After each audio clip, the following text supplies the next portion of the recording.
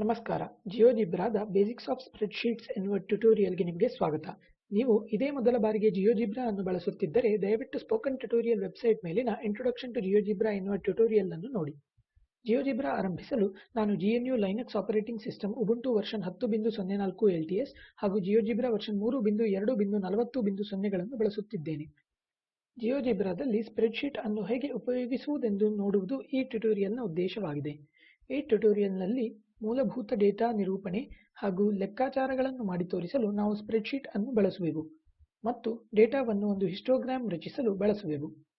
ಸಮಾನಾಂತರ ರೇಖೆಗಳ ಒಂದು ಗುಂಪನ್ನು ರಚಿಸುವ ಹಾಗೆ ಪುನರಾವರ್ತಿಸುವ ಜಿಯೋಜಿಬ್ರಾ ಆಬ್ಜೆಕ್ಟ್ಗಳನ್ನು ರಚಿಸಲು ಸ್ಪ್ರೆಡ್‌ಶೀಟ್ ವ್ಯೂ ಅನ್ನು ಹೇಗೆ ಬಳಸಬಹುದೆಂದು ಸಹ ನಾವು ನೋಡುವೆವು.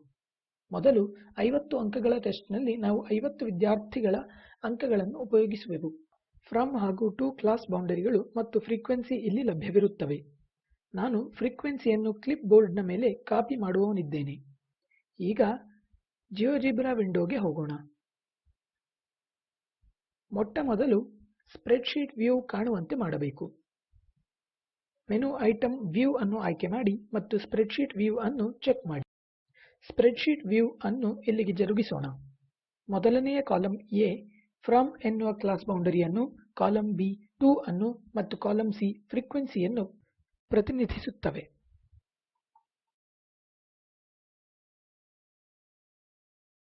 ಈಗ ನಾನು ಫ್ರೀಕ್ವೆನ್ಸಿಯನ್ನು ಕಾಪಿ ಮಾಡಿದ್ದೇನೆ, ಅದನ್ನು ಇಲ್ಲಿ ಪೇಸ್ಟ್ ಮಾಡುತ್ತೇನೆ.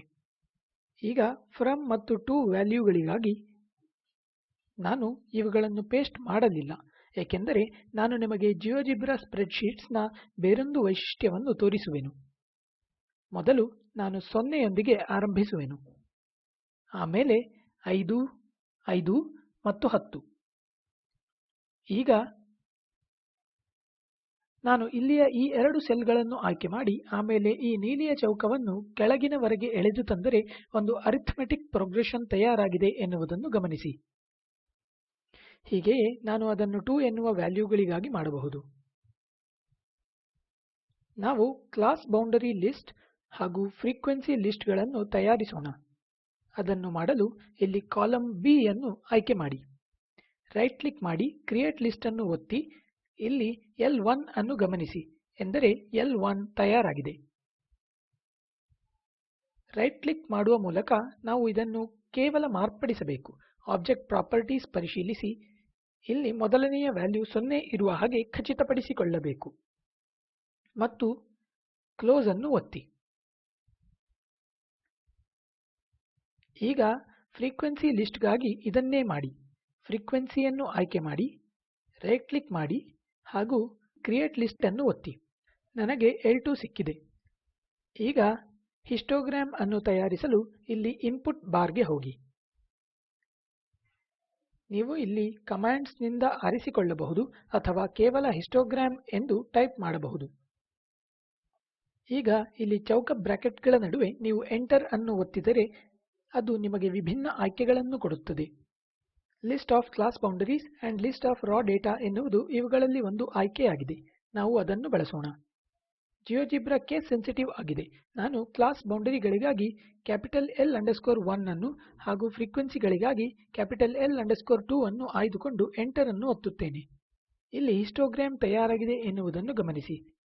ಈಗ ಹಿಸ್ಟೋಗ್ರಾಮ್ ಅನ್ನು ಸರಿಯಾಗಿ ಕಾಣುವಂತೆ ಅಥವಾ ಸುಲಭವಾಗಿ ಓದುವಂತೆ ಮಾಡಲು ನಾನು ಮೂವ್ ಡ್ರಾಯಿಂಗ್ ಪ್ಯಾಡ್ ಅನ್ನು ಬಳಸುವೆನು. ಆಮೇಲೆ ಇಲ್ಲಿ ಡ್ರಾಯಿಂಗ್ ಪ್ಯಾಡ್ ಪ್ರಾಪರ್ಟೀಸ್ನ ಮೇಲೆ ರೈಟ್ ಕ್ಲಿಕ್ ಸಹ ಮಾಡಿ ಈ ಡಿಸ್ಟೆನ್ಸ್ ಅನ್ನು 5ಕ್ಕೆ ಬದಲಾಯಿಸುವೆನು. ಪ್ರತಿಯೊಂದು ಬಾರ್ನ ಅಗಲ 5 ಆಗಿದೆ. ನಂತರ ಕ್ಲೋಸ್ ಅನ್ನು ಒತ್ತುವೆನು. ಆಗ ನಾನು ಝೂಮ್ ಔಟ್ ಮಾಡಬಹುದು. ಮತ್ತೊಮ್ಮೆ ಮೂವ್ ಡ್ರಾಯಿಂಗ್ ಪ್ಯಾಡ್ ಅನ್ನು ಒತ್ತಿ. ನಾನು ಹಿಸ್ಟೋಗ್ರಾಮ್ ಅನ್ನು ತಯಾರಿಸಿದಾಗ ಅದು A=250 ಎಂದು ಸೃಷ್ಟಿಸುತ್ತದೆ ಎಂದು ಗಮನಿಸಿ. A ಎನ್ನುವುದು ಪ್ರತಿಯೊಂದು ಬಾರ್ನ ಉದ್ದ ಮತ್ತು ಅಗಲಗಳ ಗುಣಲಬ್ಧಗಳ ಮೊತ್ತವಾಗಿದೆ. ನಾನು ಈ A ವ್ಯಾಲ್ಯೂವನ್ನು ಇಲ್ಲಿ ಮೇಲೆ ಸರಿಸುತ್ತೇನೆ. ಮುಂದಿನ ಹಂತವು Y ಆಕ್ಸಿಸ್ಗೆ ಸಮಾನಾಂತರವಾಗಿರುವ ಗೆರೆಗಳ ಸಮೂಹವನ್ನು ಪಡೆಯಲು ಸ್ಪ್ರೆಡ್‌ಶೀಟ್ ವ್ಯೂನಲ್ಲಿ ಬಿಂದು ಮತ್ತು ರೇಖೆಗಳನ್ನು ರಚಿಸುವುದಾಗಿದೆ. ನಾನು ಒಂದು ಹೊಸ ಜಿಯೋಜಿಬ್ರಾ ವಿಂಡೋ ತೆಗೆದುಕೊಳ್ಳುತ್ತೇನೆ. ಈಗ ಜಿಯೋಜಿಬ್ರಾದ ಯಾವುದೇ ಕಮಾಂಡ್ ಅನ್ನು ಇಲ್ಲಿ ಸೆಲ್ನಲ್ಲಿ ಟೈಪ್ ಮಾಡಬಹುದು. ಮೊದಲು ಒಂದು ಬಿಂದುವನ್ನು ರಚಿಸಲು ನೀವು ಹೀಗೆ ಒಂದು ಬಿಂದುವನ್ನು ಕೊಡಬೇಕು.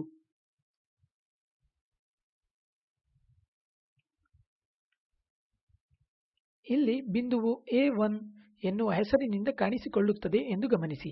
ಇದು ಕಾಲಮ್ A, ರೋ 1. ಇದು 1.2 ನಿರ್ದೇಶಾಂಕಗಳನ್ನು ಹೊಂದಿದ ಸೆಲ್ನ ಅಡ್ರೆಸ್ ಆಗಿದೆ. ಹೀಗೆಯೇ ನಾನು ಇಲ್ಲಿ 2.2 ಎಂದು ಟೈಪ್ ಮಾಡಿ ಎಂಟರ್ ಅನ್ನು ಒತ್ತಬಹುದು. ನನಗೆ A2 ಸಿಗುತ್ತದೆ.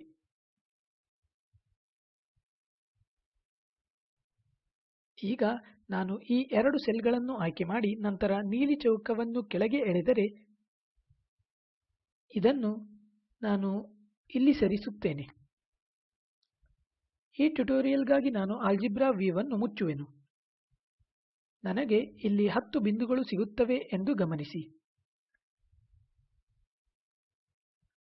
ಮತ್ತು ಹೀಗೆಯೇ ಕಾಲಮ್ B ಯಲ್ಲಿ 1.4 ಅನ್ನು ಬಿಂದುವಿನಂತೆ ಟೈಪ್ ಮಾಡುತ್ತೇನೆ. ನನಗೆ ಇಲ್ಲಿ ಈ ಬಿಂದು ಸಿಗುತ್ತದೆ. ನಾನು ರೈಟ್ ಕ್ಲಿಕ್ ಮಾಡಿ ಶೋ ಲೇಬಲ್ ಎನ್ನಬಹುದು. ಅದು B1 ಎಂದು ಸೆಲ್ನ ಅಡ್ರೆಸ್ ಅನ್ನು ತೋರಿಸುತ್ತದೆ. ನಾನು 2.4 ಎಂದು ಟೈಪ್ ಮಾಡಬಹುದು ಮತ್ತು ನನಗೆ B2 ಸಿಗುತ್ತದೆ.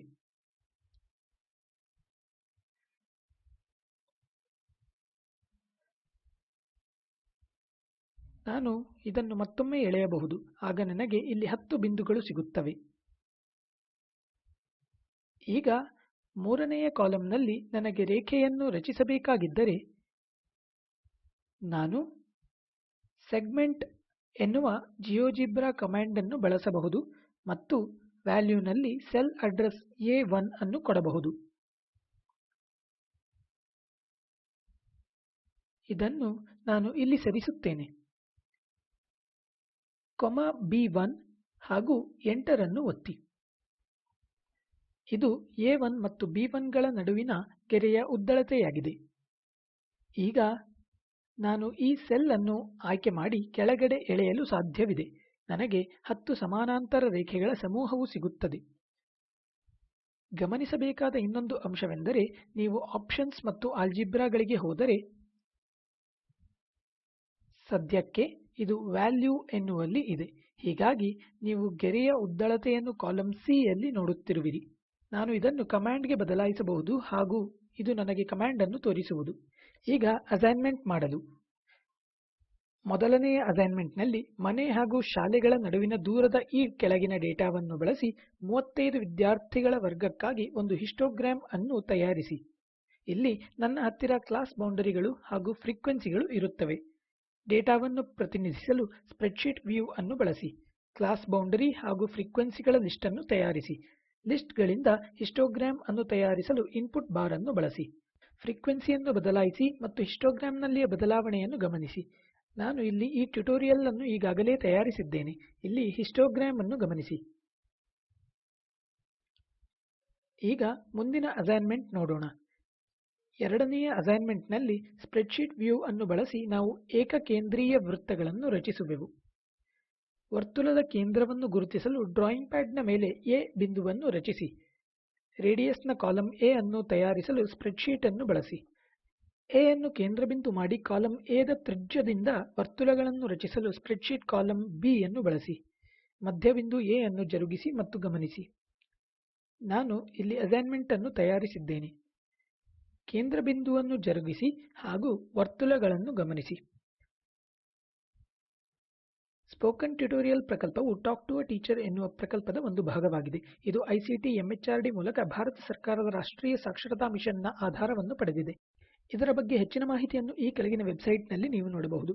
IIT ಬಾಂಬೆಯಿಂದ ಸ್ಕ್ರಿಪ್ಟ್ನ ಅನುವಾದಕಿ ಸಂಧ್ಯಾ ಪುಣೇಕರ್ ಹಾಗೂ ಪ್ರವಾಚಕ ರಾಕೇಶ್. ವಂದನೆಗಳು.